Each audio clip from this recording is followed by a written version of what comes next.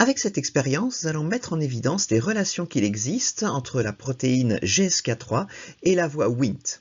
C'est une expérience qui a été réalisée chez l'embryon de Xénope et dans un embryon de Xénope au stade 2 cellules, on a injecté dans une des deux cellules soit un ARN messager codant le ligand Wnt1, soit un ARN messager codant GSK3.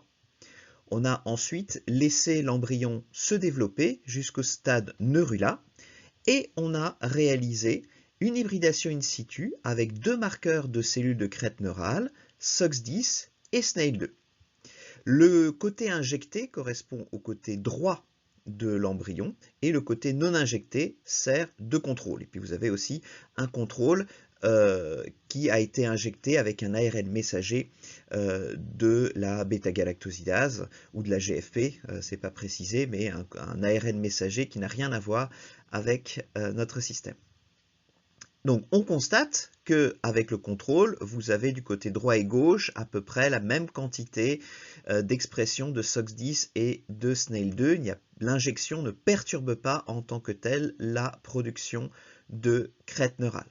Par contre, lorsque on surexprime d'un côté le ligand Wnt1, on observe que l'hybridation in situ SOX10 et SNAIL2 indique qu'il y a nettement plus de crêtes neurales qui sont produites.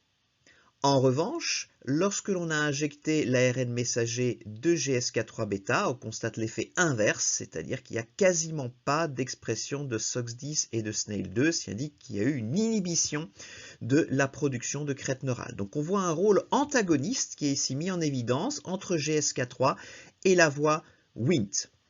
Et avec d'autres expériences complémentaires, cela nous permet de le comprendre, Wnt active sa voie de signalisation en permettant l'accumulation de la bêta-caténine et son entrée dans le noyau, alors que GSK3 s'oppose à cette voie de signalisation puisque GSK3 phosphoryle bêta-caténine, ce qui aboutit à la dégradation de bêta-caténine.